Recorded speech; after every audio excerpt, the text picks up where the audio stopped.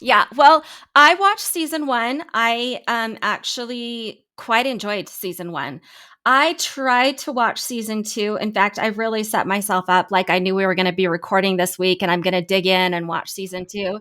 It was not the same show, in my opinion. It felt more like, yeah, a bunch of setup situations where, we're setting up a scene where we can have a fight and create chaos and all of that kind of thing. It lost the beauty of what season 1 was, which was As the cold winds of winter sweep in, there's nothing like the warmth of a comforting cup to help you slow down and unwind. This is the season. Let Postum be your cozy companion.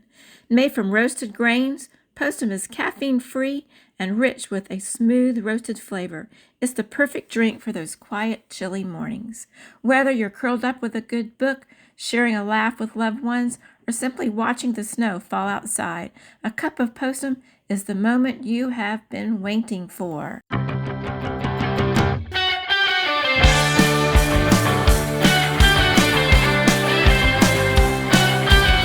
Hello and welcome to This Week in Mormons, the original, never ever imitated, never duplicated Mormon news podcast show. I'm your host, Matt. Here I'm with me your is other host, Melissa. Matt, you have something to say today that you're not saying. You're saying something you're not saying. No, I really just decided I love this phrase, ever imitated, never duplicated. I Oh, thought I'm well, gonna good. I'm gonna use that to introduce Well, our when I podcast. was looking for stories today, there was one that popped up. It's not in our show notes, but about the top 10 LDS podcasts. And guess what number 1 is? This This week, Week in Mormons. that's right, we're number one. We are Well, so grateful to have imitators, but you can't be duplicators. Matt, how is life in the great Rexburg, Idaho? I think there was frost this morning. It was a little bit Perfect. chilly, a little bit Perfect. chilly and I love, icy. I love me some June frost. Our son goes on his mission this month, and so we're doing all of the was ordained an elder, and then we'll go through the temple soon, and then he'll have his farewell, and then our other son's waiting for his mission call. So there's all of that fun stuff. Yeah, it's it's a very church centered summer you're having. Yes, I'm reading my scriptures more than ever, Melissa. I attend the temple more than ever. I'm a, Good. I'm a holy and righteous person. That's fabulous. Melissa, did you read any of that book draft that I sent to you via email? Oh, It's okay if you shoot. didn't. I meant to. I just forgot that, I haven't. Here's the thing, I'm on summer break. And I know that's why I sent it to you. the I'm like, amount of times that I check my email, though, is so non existent. oh, So oh. tell me more. Tell me more. I'm so sorry I didn't. No, it's in a very rough stage. And so my daughter and mom are both looking at it, and they're like, "Do you want us to give you grammatical fixes?" I'm like, "No, no, no. I know that there's a lot of typos in there." But anyhow, it's about how people feel the influence of the Holy Ghost, and there's like about 160 people that gave me stories, and so I go through all the scriptures of all the ways in the scriptures people feel the Holy Ghost, and then I have stories that people just tell their own personal experiences. This is great. And you're hoping to publish this? Yeah, yeah, I'll publish it with whoever wants to publish it. Right now, the title is tentatively "More Than a Feeling: How People Experience the Holy Ghost." More than a feeling. My hope That's is amazing. my hope is that in the future, seminary teachers will be playing that song in seminary class as kids walk in and they're like, "Yeah, yeah, this song. It's Yeah, I more than love it. yeah." Well, I think it's a great idea for a book. You didn't ask me for my story. No, I intentionally made it anonymous. So the people, I don't Oh, actually know the people whose stories I'm sharing. I had students as part of a class project ask friends and family members, and they were assigned a random number so okay. I can hear their voices, I can hear their stories. I have like documents of like all of the stories, but purposely, I don't want anybody's identities to be known because then people can be more authentic in their stories, and it's not like this sort of competition thing, like my story's better than your story. Oh, okay. Okay. Well, I love Yeah. this. I think this is a great plan. I can't wait to give notes. You know that I love to be judgmental more than anything. Yeah. Yeah. Appropriately judgmental. I hope that you have some stories from people who aren't like emotional. Oh, Like, lots. okay, Lots. good. Yeah, because I think a lot of people think like you have to like sense this big powerful emotion in some way. Hmm. And yeah, so I'm good. I'll look forward to that. I bet we'll talk more about it. Yeah, emotions. I put all of the emotions people think can experience in like 2 chapters, but it's like 20 chapters. So there's like Okay. 18 or so chapters that are non-emotional experiences of the Holy Ghost. Oh, okay, excellent. I Yeah. commit to you to check my email this month, at least once this month, Yeah, it's okay. and give you feedback. Yeah, that sounds I, great. I just need big picture stuff. Like some stories I put in more than one time, or sometimes I need to reorganize things and stuff. So yeah, Are you interested in listeners giving you feedback? Are you willing to send it out to um, any listeners who might want? for sure. Yeah, if you want a copy of this book, send me an email, or you can send it to contact@thisweekinmormons.com, and Kurt will forward it on to me, and I would be happy to send you a copy of this book Yeah, that sounds great. in its very rough form. Yeah. You're like such a Mormon man, Matt. I bet 2025 will be the year of the Mormon man. Oh, I can only Like hope. 2024 was the year of the Mormon woman, but you It can be was. featured highly in Year of the Mormon Man because as a man who works for BYU, Hmm. sends children out on missions, and Mm. publishes books about the Holy Ghost, I Oh. think you're the mold. I think you're right there. Yeah. And I host the most famous Yes. Mormon Mormon podcast. podcast. Yeah. Wow, you're crushing it. I'm so happy for you. Thanks, Melissa. Let's Yeah. get into the mailbag. Let's do it. Okay, so when we were discussing last month when we recorded, we talked about the appropriate age for kids to start using smartphones and social media. Okay. You mentioned that your kids didn't get to use social media until they were 17. Is that what the Uh, age was? when they graduated high school. Okay. So one listener who was watching YouTube Live wrote in and said, I think 16 is an okay age. In high school, Yeah. we just started really learning to use computers. We had to do typing classes and learn to navigate the systems. Yeah. I think that's fine. Have you did we If, talk if about you, the Jonathan Haidt book, Anxious Generation? no. Oh, well, for any listeners who are interested in a deeper dive on social media, phones, and their effect on children and developing brains, Anxious Generation is a great book, a great place to start. It has a lot of suggestions for the right ages to start certain things, but also things that you can do to, let's see, like for example, like if you, all of your kids' friends are getting social media at 12 and you're making them wait till 16, that's a difficult position to put your Yes. child in. But it's also not necessarily for the best because then they're using to use social media by just using their friends' phones, by just borrowing their friends' phones. So one of Hmm. Jonathan Haidt's suggestions is like, hey, get together with a group of 10 to 12 parents and agree amongst all of the parents and all of the kids that these are going to be the rules that we outline so that your kid isn't the only one having to follow these specific rules. Anyways, stuff like that. I have a question for you since you mentioned Jonathan Haidt. Mm-hmm. And I know you know all of Malcolm Gladwell's stuff. I do. Yeah. Okay, so to me, Jonathan Haidt and Malcolm Gladwell are in a little bit of a similar space, except for that Jonathan Haidt is a researcher, so he'll collect data Yeah. and stuff like that. Uh But huh. I feel like Malcolm Gladwell does this really good job of like pulling different ideas together and packaging them into something Yeah. that when I'm listening to it, I'm so persuaded by what he says. But then when I stop and think about it, I'm like, wait a minute, that can't really be true.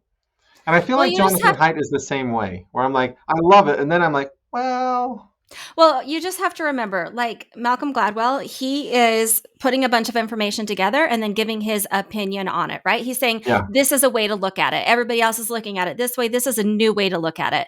Jonathan Mhm. Haidt admits that he's doing a very similar thing, especially in Mm. this Anxious Generation book. Okay, He says, like, he'll take on other ideas and be like, yeah, that's one way to look at it. Here's another way to look at it. But I do got think it. this book presents a lot of information, statistics, and stuff like that. So I think it's a good starting point.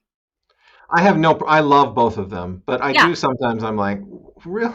you're a Yeah, but political anyway, scientist.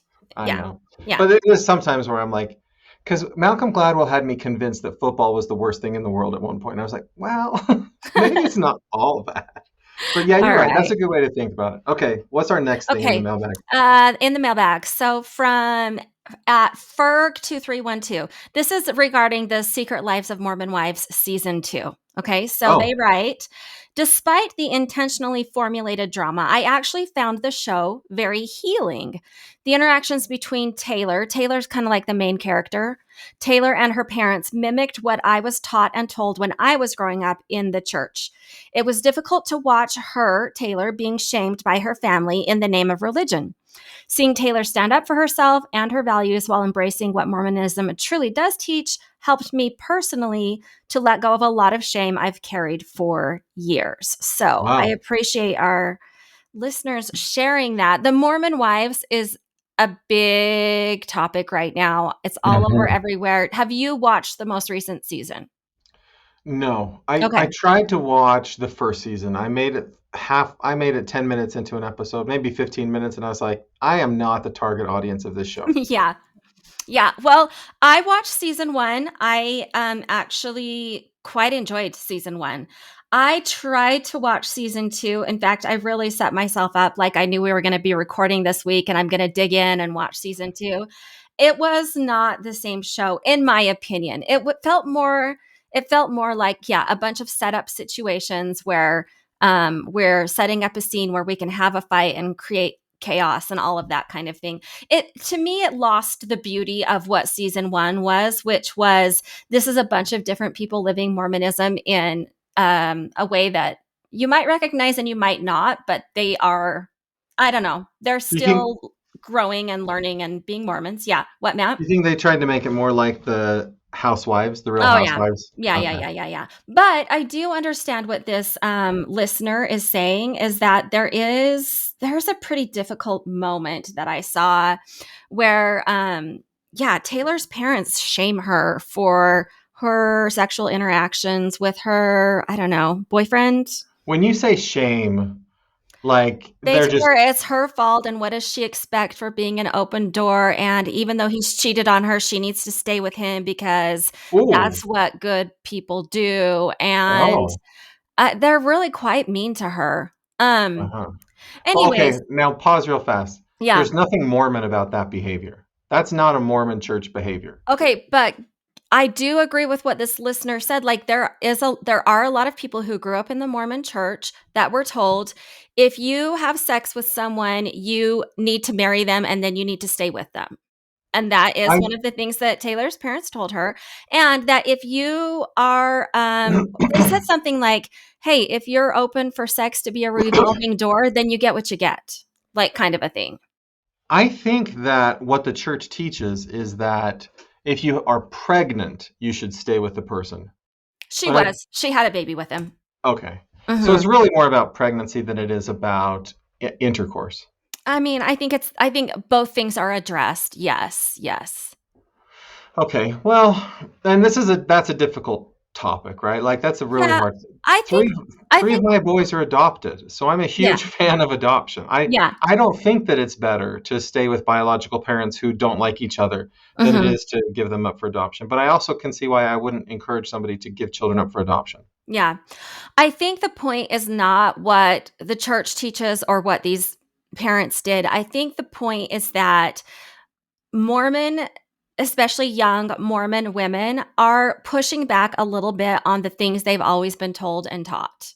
Oh, And not because they're trying to be bad people, but because maybe the way that feminism has been taught or chastity has been taught is aggressively bad to females, basically. And I think they're pushing back against that. Now, do I think that LDS people should, for example, be swingers? No, I don't think that, right?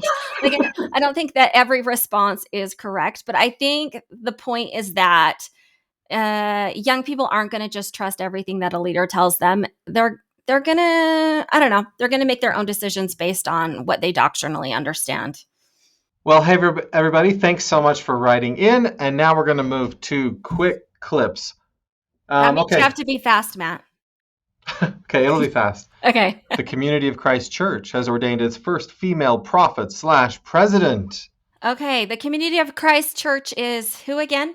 The Reorganized Church of Jesus Christ of Latter-day Saints. They're the ones we bought the Kirtland Temple from. Yeah. Okay. Isn't it funny though? Because like we keep saying Mormon Church, and I know that's going to make listeners' ears itch or something. Instead of Yeah. saying Church of Jesus Christ of Latter-day Saints, Yeah. they changed their name in 1987 to the Community of Christ, and Oh, we're still really? like, We still call them the Reorganized. we still do, right? This many Yeah. years later. So Um, they claim a lot of the same beliefs. Joseph Smith was a prophet. The Book of Mormon is true. but they've really moved away from all of that stuff. Oh, So okay. they would describe it in the interview. She describes it as we are their cousins because we shared the same leadership for 14 years. But ever since then, we've moved in vastly different directions. They don't have a history of polygamy. So they have an organizational structure that mirrors ours from the Doctrine and Covenants, but they don't really Okay. do a lot of things the same as us. Okay. Well, I think a lot of women would say they're doing a good thing in ordaining a female prophet/president. Did you know they lost half of their members when they announced that women would be ordained to the priesthood? Did they really? Wow. According to the story, according to what she told Peggy Fletcher Stack in the Salt Lake Tribune, they lost half of their members when they made that announcement, when that That's revelation crazy. was received in Doctrine and Covenants, whatever. Really? Yeah, Hmm. that's okay. That's surprising. Interesting. Yeah. Okay, well, moving on to news of who we consider to be the prophet and president, Russell M. Nelson um, of the Church of Jesus Christ of Latter day Saints, for any of those of you who are confused. Um, President Nelson will be dedicating the Syracuse, Utah temple. I believe that will happen this weekend. Here's the interesting thing, Matt. He will be there in person, but his dedicatory prayer will be pre recorded. Yeah, I saw that and I did not know what to make of that. Right, because okay, apparently it's not the first time his prayer has been pre-recorded. I think it happened, let's see, in Manti and at Desert Oh, Peak. oh, But okay. it still feels odd. Listen, I'm not saying this is the case, but with recent comings out of how Joe Biden was actually being president when he was president, which was not that much, it feels a little bit too reminiscent of that we have a prophet who pre-records conference talks and pre-records temple dedications.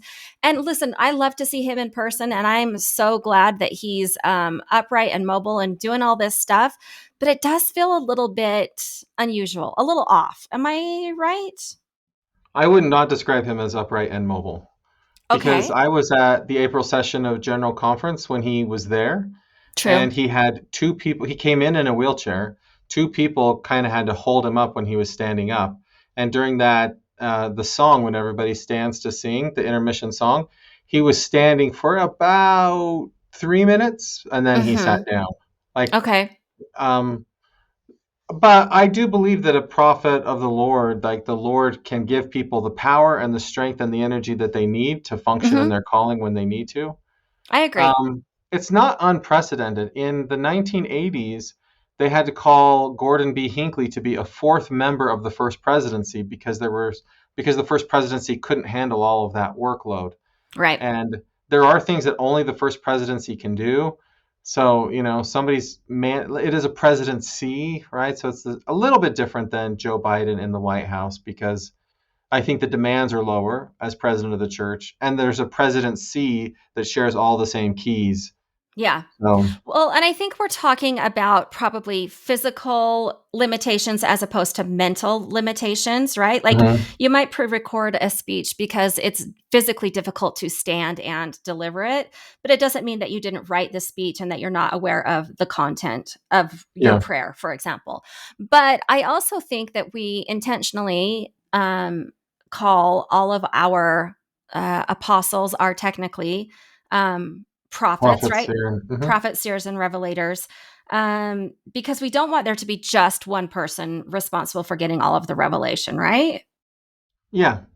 Well, and the other thing is Doctrine and Covenants, section 109, is the dedicatory prayer for the Kirtland Temple.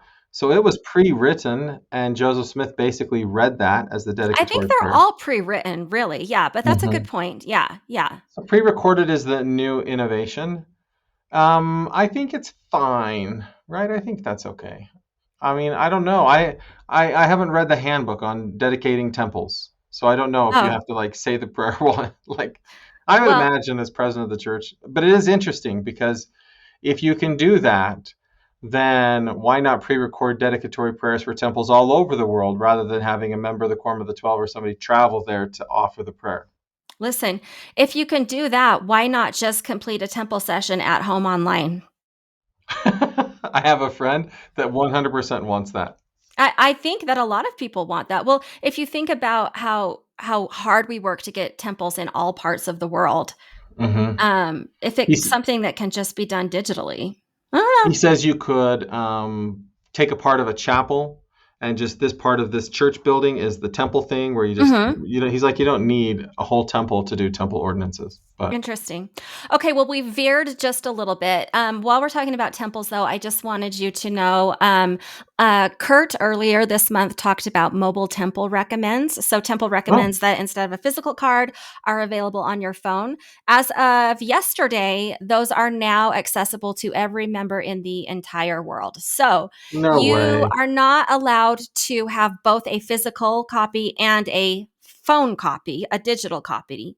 So if you want to have your temple recommend on your phone, you just need to go tell a member of your bishopric and they will give you access to your temple recommend via your phone. Hey, look at that. Hey, did they let you keep your digital one? Oh, this No, is just telling you that it's available. it's Okay. a notification that says if you want to go talk to your bishop to get started. Yeah. Yeah. I don't So want it, Melissa. I I don't don't want a want it mobile. either, but a lot of people do. I mean, a lot of people, let's say you're traveling somewhere and you don't, I don't know why you wouldn't have it in your wallet. I don't know. People do different things, Right, none of but my kids ever have their recommends when we go places. So I yeah. understand why young people want it that way. Yeah. I Anyway, bet my son, who's about to go on his mission, he's going to choose a mobile recommend. I bet he'll choose that instead of yeah. the, yeah. That's Okay. great. Yeah. Well, on a very sad and much more somber, quick clip, a former BYU Idaho Russian adjunct teacher was arrested on 20 counts of exploitation of a minor in Tremont in Utah. So there you Hmm. go. He had a That's whole lot bad. of child porn on his phones, and so that's a lot of felonies. Okay. That's bad. What does adjunct mean? Does it mean like do He you still wasn't have the full same time. requirements low like to be hired like No, I see. no, no, Okay. no. Yeah, Okay. adjunct means you teach a class, and then they give you some money for that class. I Yeah. don't. You probably have to have a temple recommend, but I don't. You don't have to go through any kind of ecclesiastical Ecclesiastical. clearance. Yeah. Okay. Other BYU Idaho news. Matt, BYU Idaho is going to host tours of Yellowstone National Park for its students. And this is such big news that I thought we should cover it. Ha- Quickly, quickly. Quickly. I listen, they just say so many people come to BYU Idaho and never leave Rexburg. There's a I lot to know. explore out here. We'd love for you to come see it. So they're going to give students tours. And the guy that's doing the tours, he's the coolest guy. Like I don't even know if they have to pay money, but I would pay money just to hang out with that guy for a Yeah. couple of hours. He's so fun. Yeah. That's awesome. That's awesome. So no, in the show link, if you're interested on how to do that, click on the link. You have I to be a don't BYU Idaho student. know. There was a Provo man charged with threatening to blow up the MTC. Wait, He what? he Actually? appar- he apparently called them multiple times, like 10 times. He just called them over and over, like, shut down the MTC, I'm going to blow it up. But this wasn't his first foray into bomb threats. He had done the same with like the Oh, dispatch for like the sheriff's department and the city utilities and all of is that he not stuff. well? He's not well. Yeah, the judge said he was not fit for trial. So Oh, I don't know what you do in a situation like that. do you think the MTC has like bomb threat like you know how you have to do Protocol. like a fire drill and Hmm. do you think they do drills like that? They I must. They must. Yeah, I don't know. I recently met a man who does tours of the MTC for the general public, but that's as far as the insider knowledge I have of the MTC. Okay. Iceland has their first church service missionary. He's a young man who was from South America, but his family moved to Iceland like 3 or 4 years ago, and he does not speak, but he's very excited to be able to serve a mission, and so he's in Iceland Wait, doing so service mission. I'm I'm confused. I thought we had been doing service missions for a long time. Was that only in the United States or Yeah, you have to have somebody there willing to do it, right? So Iceland, this is the first person in Iceland that wants to do it. Oh, okay. All right. Gotcha. Okay. And the church has created its first stake in Yaoundé, Cameroon. Oh, Yeah. don't know where that is. But Cameroon good is job, in, missionaries in yeah. Cameroon. Yeah. It's I, where? I think it's in Africa, but maybe it's in South America. I don't Matt. know. You Where? know, this is why we It's need in Jeff. Africa. It's in This is, Africa. I just looked it up. I tell you who would know. Jeff Openshaw would know. He Yeah, he always would knows his know. world geography. I know. I Okay. knew it was Well, in Cameroon. I just thought it would be fun to pretend like I didn't know. I You, didn't know. you can't say the name Yaoundé as well as I did and not know that Cameroon is in. Good point. You're Africa. right. You're right. Okay, Matt, this is kind of interesting to me. So, the church put out some guidelines regarding how we should stop the spread of infectious disease at church meetings. Now, you might be saying to yourself, is this not 4 years, 5 years overdue? You might be saying that, but Um, it's current. And so this is the church put out. It's a very adorable infographic of people sitting in a chapel, and this is for whenever local transmission rates are high for disease mhm, and for individuals who may be at higher risk. Okay. mhm, So, what they're saying is, please let's be more sensitive to people who might be easily contracting disease. mhm. Or, should a pandemic happen, should local transmission rates be high, here's what we should do. Okay. I And it's, appreciate this because I have friends yeah, that still haven't taken off masks, right? They still have to wear yeah, masks in public because they don't want to get sick and die. sure. Some of the things that they want us to do are to not sing. We shouldn't sing because that's a way to transmit. We could hold church, including sacrament meeting, outdoors. We could Wow. open up doors and make like the rooms bigger and let people spread out more. Hmm. We could stay home if we're Okay. sick. I love that. I love that Yeah. idea. And then we should clean things better, basically, like, and I'll more tell you, frequently. I think I've mentioned before that my calling is in the primary at the moment. And so the Hmm. young people I'm with are in the, I think they're 7 turning 8 years old this year. Those kids are so disgusting. Yeah. And all of junior primary, I'm like, I'm not a germaphobe, but you kids are trying to make me a germaphobe. Like, they will just sit there and pick their nose and wipe it all over Uh-huh. things. And I'll say, would you like me to get you a tissue? And they're like, no. And then And I'm you're like, like, this room gets cleaned once a week, briefly and lightly with a duster. We have to do better. I don't know, all over the chairs. When do we ever deep clean chairs in the primary room? Yeah. Yeah. Never, Uh, never, But ever. that chalkboard's very clean every single week.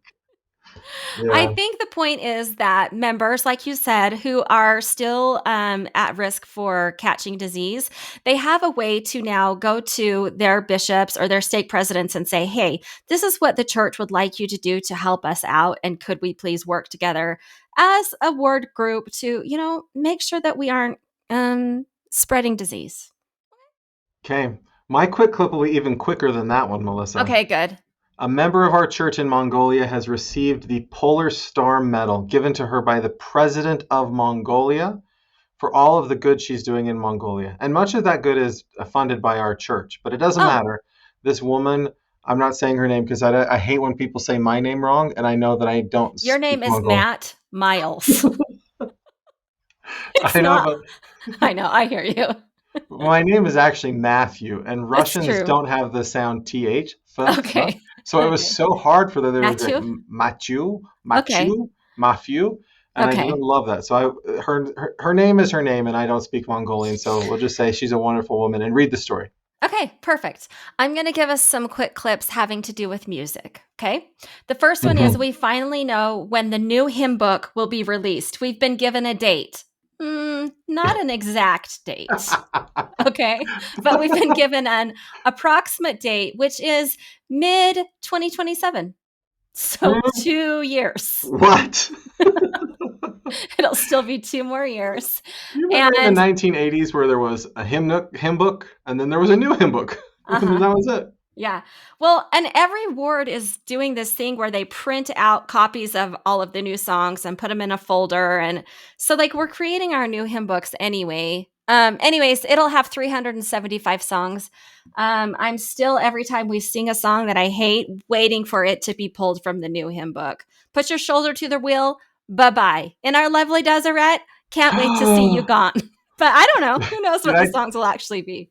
did I tell you that I think that my ward is trying to sing all the songs they think are going to go away? That's Like what I think is happening too. Like, it's so frustrating.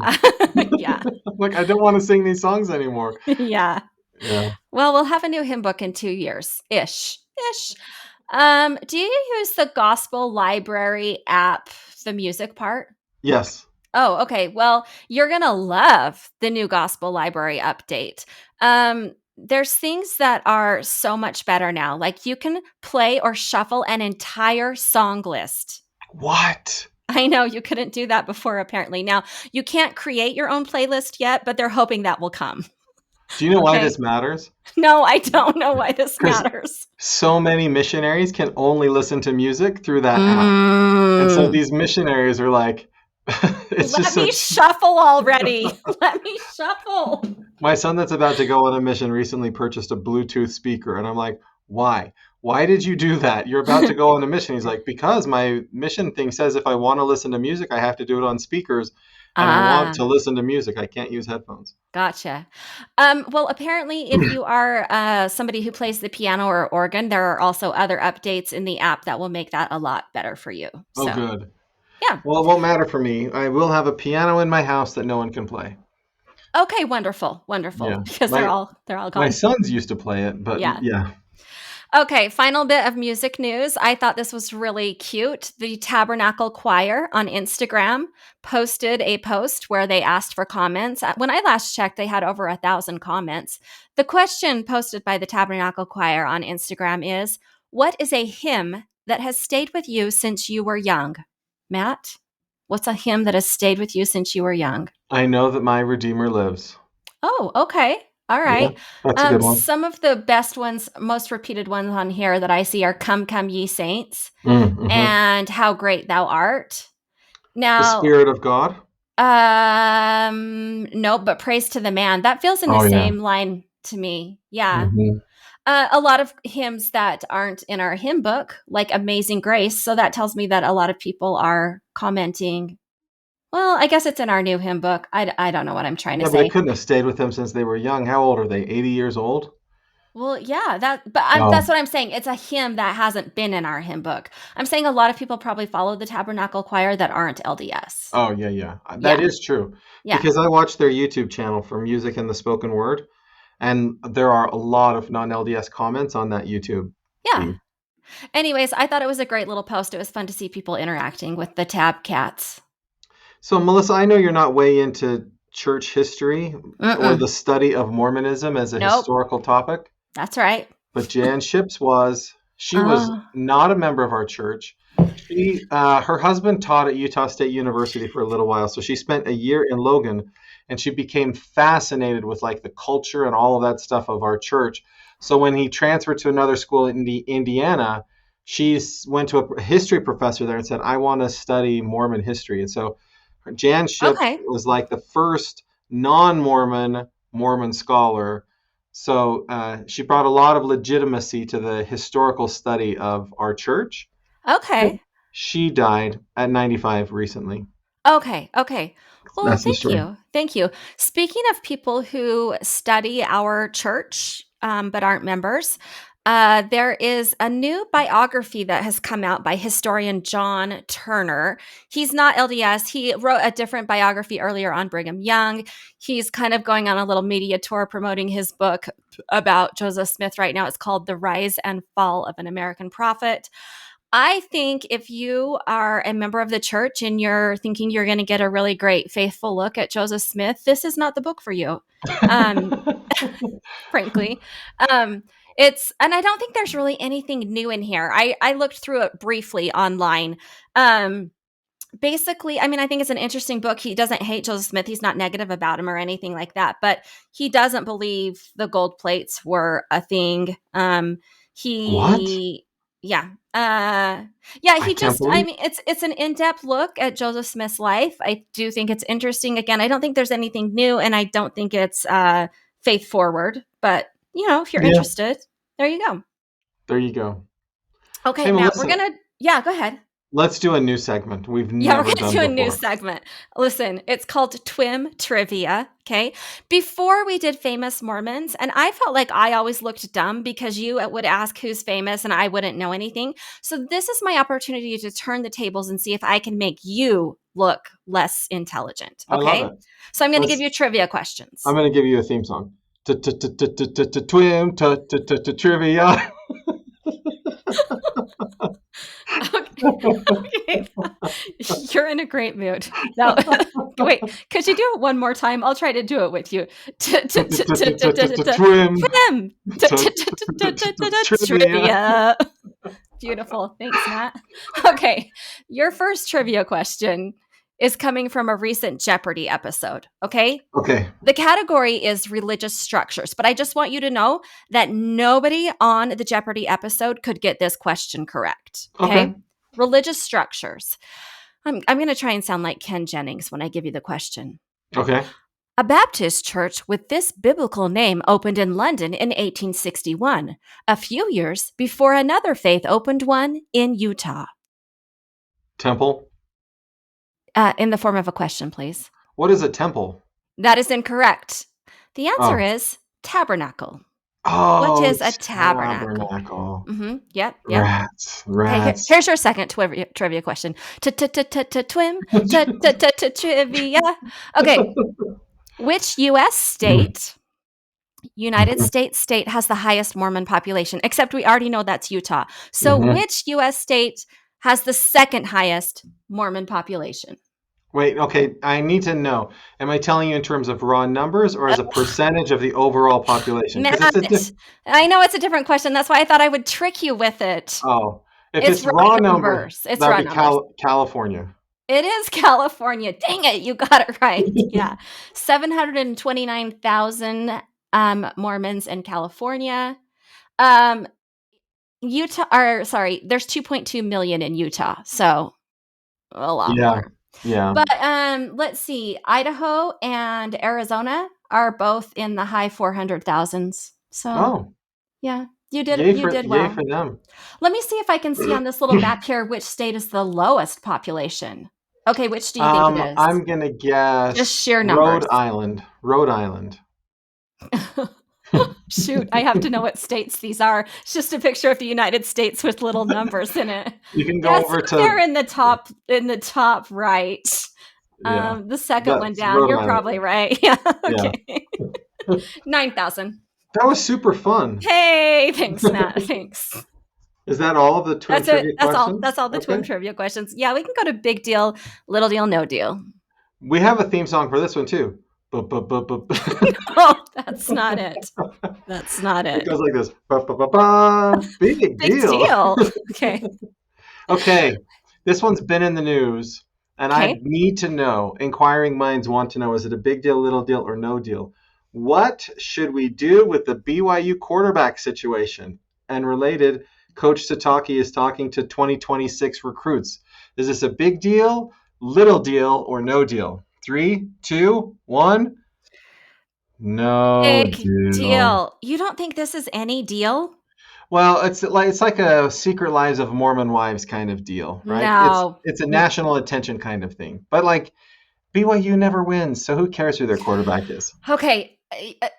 Okay, yes. But first, you need to briefly explain the story for our listeners who aren't Oh, following. yeah. Okay. BYU has a quarterback who has been not charged, sued. So there's a civil lawsuit against him alleging that he sexually assaulted a young woman.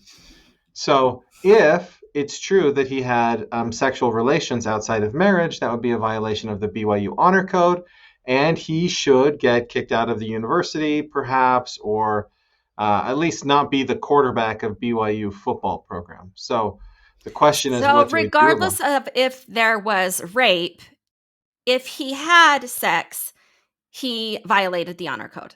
it? Yeah. Okay, now, Matt, this is a big deal for maybe a different reason than you're thinking. Okay. Okay. First of all, I've talked before about how I don't think it's right for us us being BYU, to spend all this money recruiting the very, very, very best people that we can to be our athletes. I think we should be recruiting the very best members of our church that are athletes. And why do I think this? Because our tithing dollars pay for these students' tuition. Okay. And the whole purpose of BYU is not to win sports and to be the very best, but it is to provide a place for religious education of young people.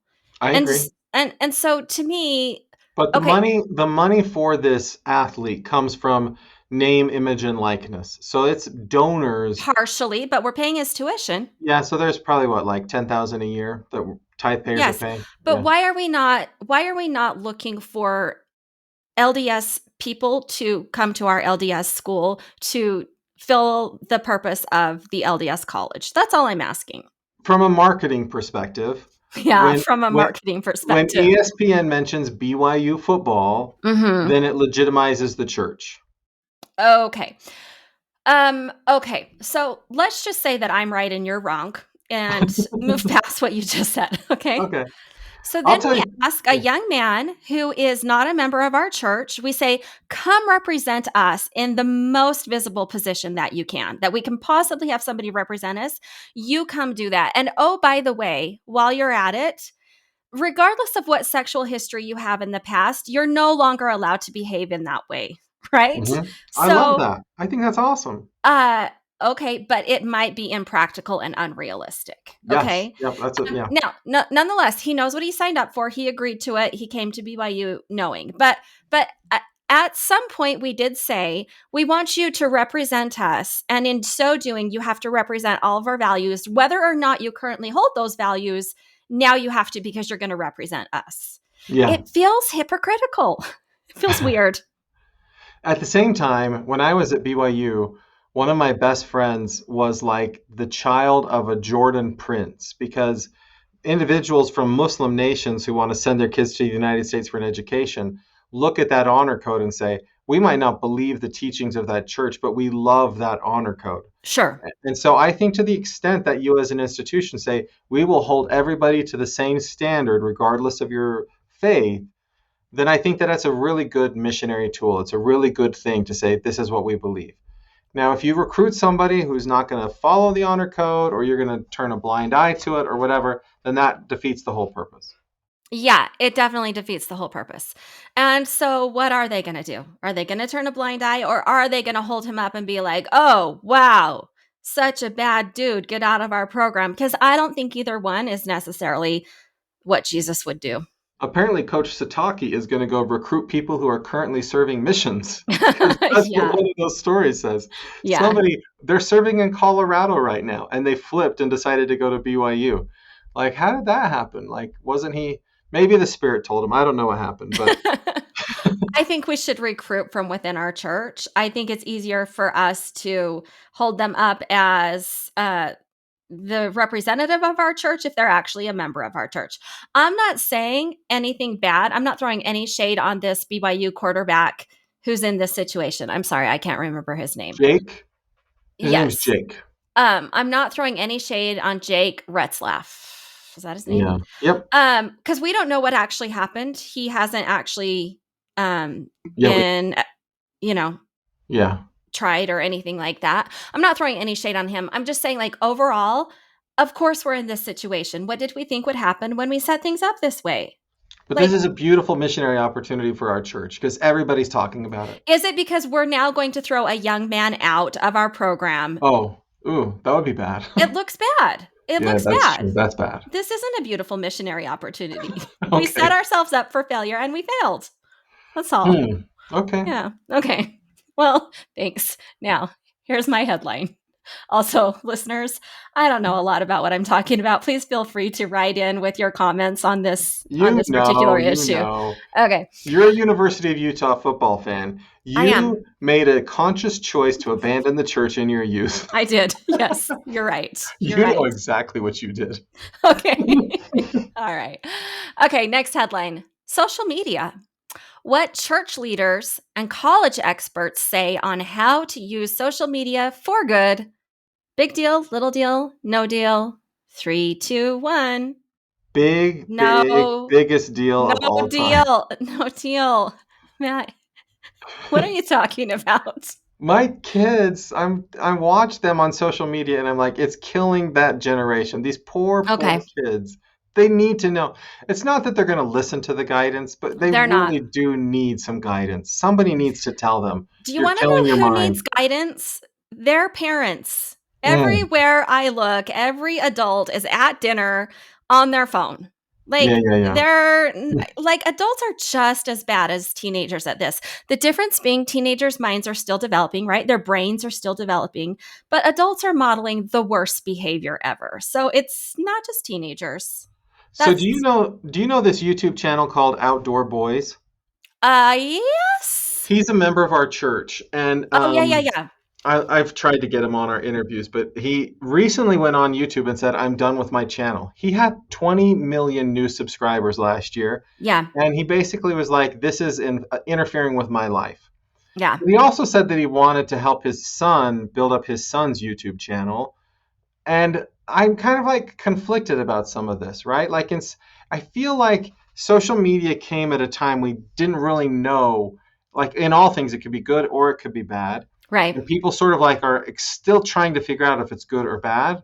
But we're allowing our children to be really exposed to it before we really know the answers of like if it could be good or if it could be bad. So I do right. welcome church leaders trying to give guidance. Well, and compare this with what we've talked about before, the Ruby Frankie story. Her daughter, Yeah, Sherry Frankie, whose, basically entire life was monetized through her mom's social media accounts. And she's yeah. pushing for legislation to not allow parents to use their children on Instagram and YouTube and all that. Like, I know it's a problem. The reason I said this is no deal is because this is based on a talk from Ensign College.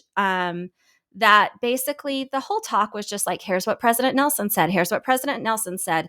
It was given by Joseph Carey, the chair of the communication department. Hmm. And Anyway, it was just a lot of repeating, like, here's what the church does, here's what the church says to do.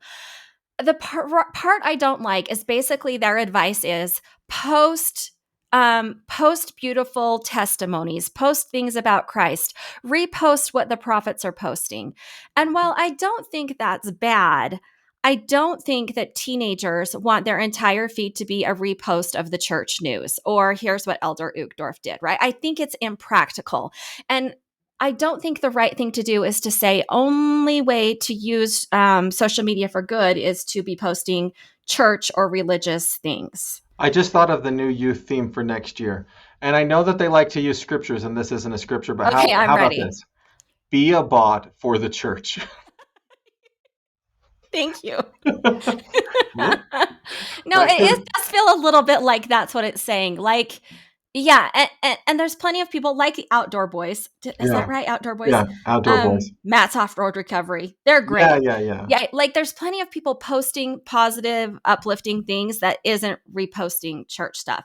I think the problem is not what people are posting. I mean, It's what small, they're small, small consuming. percent. It's what they're consuming. Yeah, Yeah, yeah. yeah. Okay. Well, I think we definitely are completely correct on that. So let's move to my next story. Okay. Okay, okay. Because I wanted to do this one next because it's related. Okay. Uh-huh. Using artificial intelligence for good.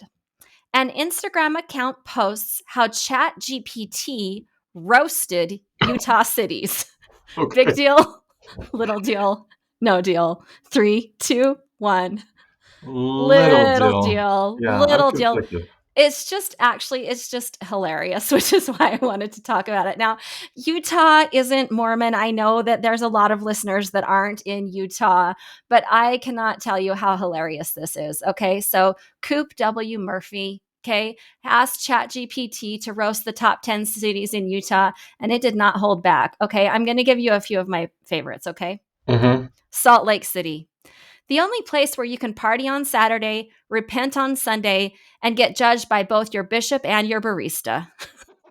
Like, that's That's pretty great, good. right? That's good. Okay. Provo, where dating means 3 church dances, 1 awkward hug, and a temple ceiling.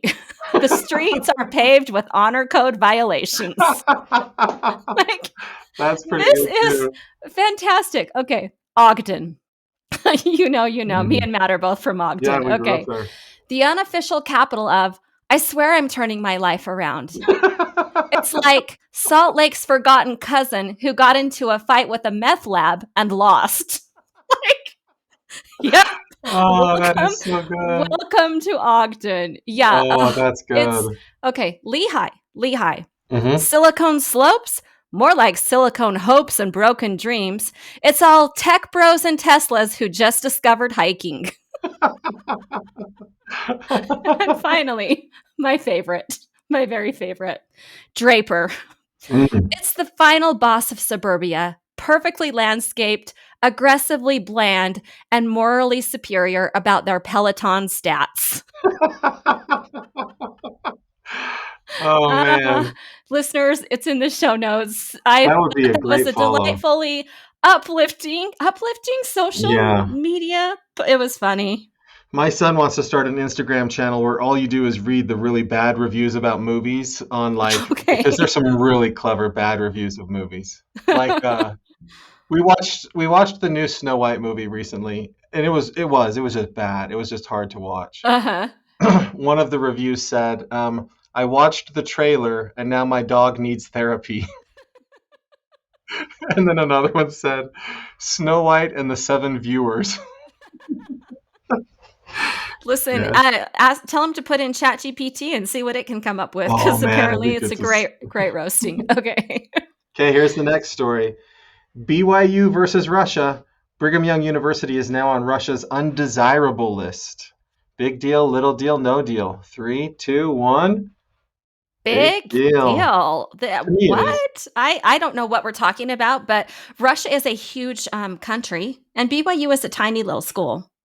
If you get put on this list and you're affiliated with an institution on this list and you go to Russia, they can put you in jail to 4 to 6 years for being associated with an undesirable institution. Why is it undesirable, They according to had a Russia? forum. They had a forum where they were talking about the Russia-Ukraine conflict, and Russia Okay. apparently heard what they said, and now BYU is on the naughty list. Oh, interesting.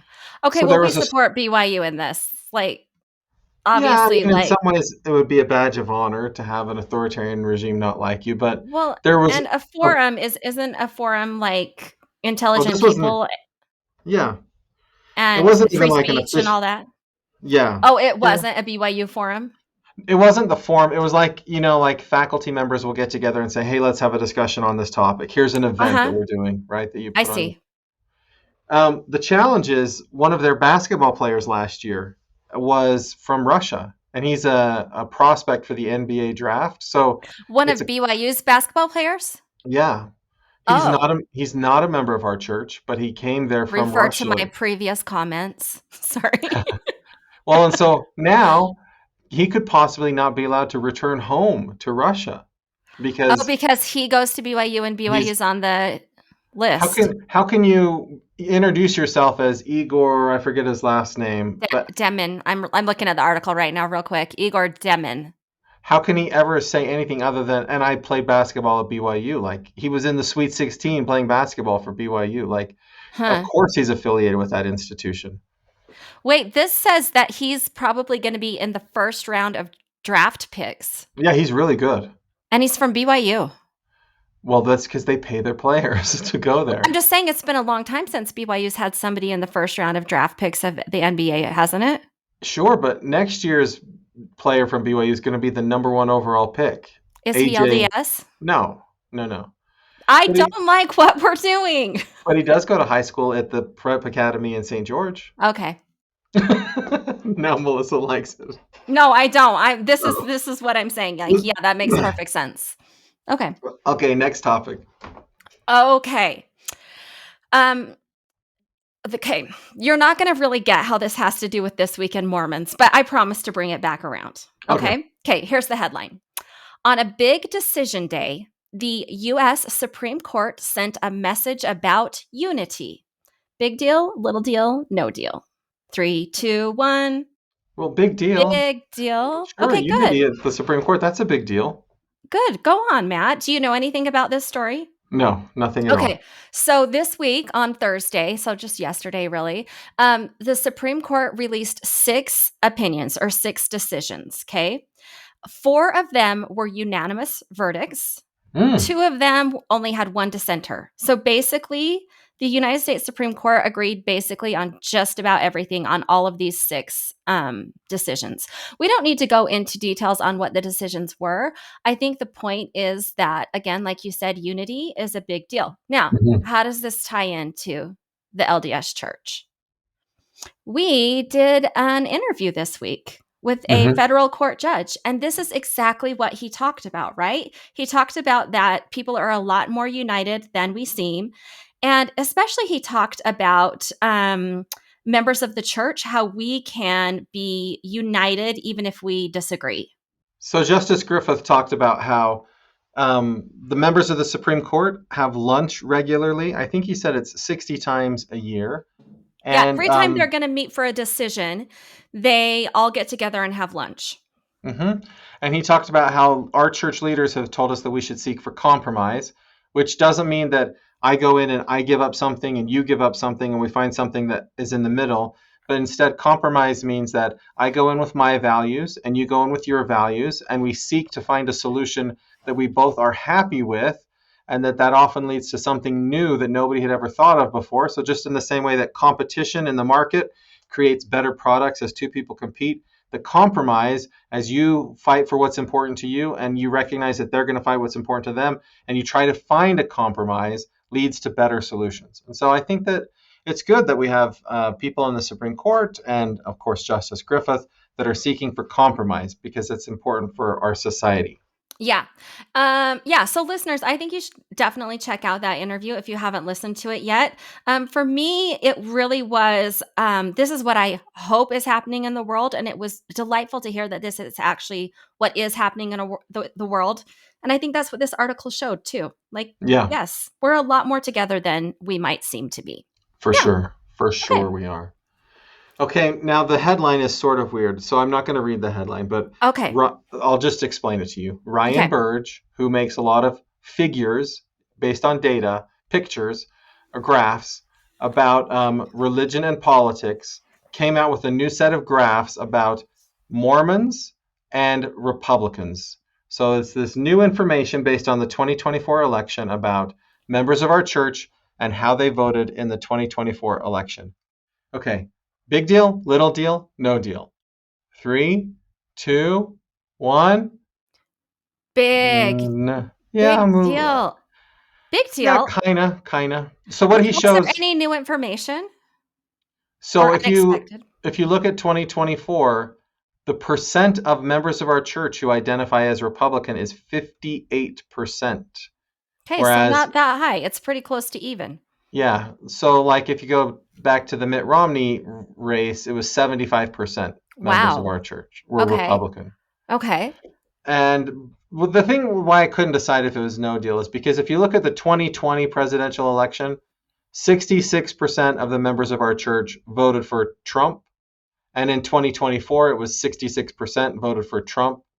In 2016, a third of our church voted for an independent candidate. So it's like in some ways, whatever happened in 2020 stayed the same 4 years later. So that's why it's kind of like, well, maybe it's not that big of a deal. But Hmm. there are many more members of our church identifying as independent and Democrat compared to 15 years ago. Okay. Is that the same, like, regardless of your religion? Like, is No, the Mormon trend following the national trend? No. no, it's its own thing. The evangelicals are still very Republican. Mainline, well, a lot of people are identifying as nothing in particular because if their church like gets too involved in politics, they just are looking for a new church. Mhm. But no, this is a new thing, and it's really only. It used to be that only evangelicals and members of our church were Republican, majority Republican. And we were the strongest by far Republican church in the United States. And so we're definitely following a different trend where we're becoming more Democrat and more independent and more like mainline Protestants. Because mainline Protestants, Methodists, Episcopalians, they're about 50-50. 50 Democrat, 50 Republican. And now we're 58% Republican. So we're becoming more like those other religions politically. Okay. Well, this could be something where we look back in 4 years and say, we saw the trend beginning. hmm Well, do you know what I honestly think is happening, Melissa? What? It's generational change. Okay. So young people are way less Republican than older members of our church. I Yeah. think. I don't know for sure, but that's my guess. Okay. Okay. Yeah, Great. I don't know. Okay, one last one. Latter-day Saint Mother of Five lands Shark Tank deal for healthy donut brand. Big deal, little deal, no deal. Three, two, one. Big Big deal. deal. I don't know anything about this, but Mother of Five Mm-hmm. and Shark Tank deal and Healthy Mm-hmm. Donut Brand. I might be Mm-hmm. wrong. We might be seeing another year of the Mormon woman. Like, I know. this is awesome. Tell me more. Her donuts are gluten-free. They're sugar-free almost. And they're like she was just looking for a healthy way to do donuts. So she like it's basically farm to store, right? Where she's like outsourced or she's getting her oat flour from a farmer in Wyoming or whatever. Anyhow, she makes these donuts that are delicious and are not as unhealthy as other kinds of donuts, and they're gluten-free. And she started it in Oceanside, California, and it just exploded. And she went on the Shark Tank. And Mark Cuban, he loves gluten-free products, as does Lori. So they gave her a bunch of money for 30% in her company. So Okay, awesome. it's called Dote Nut. Dote Nut. That I don't like that name, but that's fine. If it's no good, Lori will change it, right? That's what she That's does. okay. Sounds good. Well, good. That's a great story. I'm glad to hear that. I wish her much luck and success.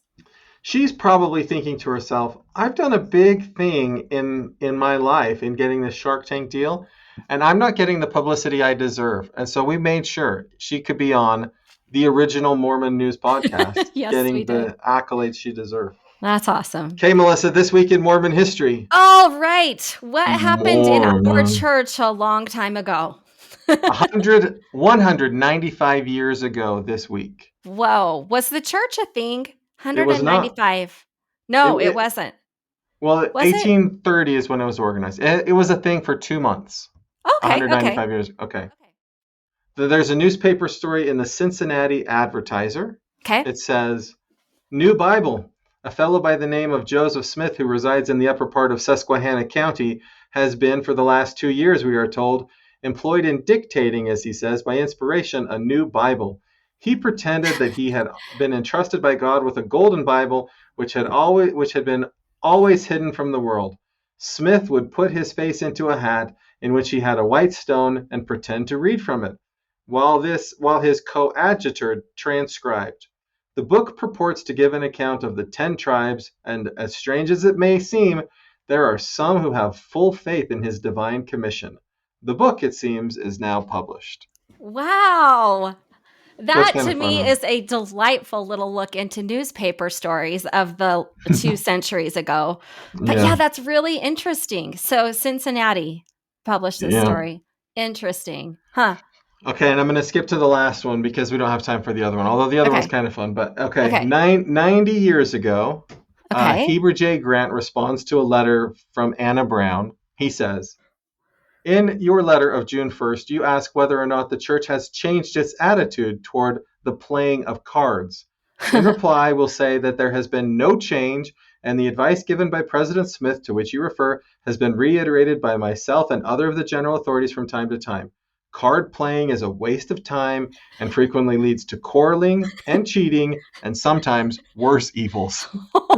Oh, I will Yeah. admit that my card playing frequently leads to quarreling and cheating. But faithful member of our church, Grandpa Beck, would disagree to it being a waste of time.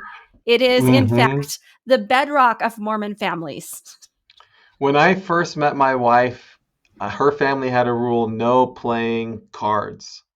And I don't know if they still do that, but it is just sort of funny to me to reflect on the things that change over time, right? Yeah. Like no face cards. Where if I could only imagine today telling kids at BYU Idaho, you shouldn't be playing with cards. They'd be like, what are you talking about? Well, President Grant said it's a waste of time. They're like, do you know the things I do in my life that are a waste of time? President Good Grant didn't point. talk about those things. Yeah. Thanks, Matt. That was fabulous. Hey, listener, we want you to subscribe to our channel on YouTube, the This Week in Mormon channel on YouTube, or become a Patreon subscriber if you'd like to. We do lots of interviews on This Week in Mormons with individuals that get posted first on Patreon before they come anywhere else. If you want to reach out to us, you can email us at contact@thisweekinmormons.com. But mostly, we want to thank you for listening to the original, Original. ever imitated, never duplicated Latter-day Saint News podcast. Hope you guys have a great day.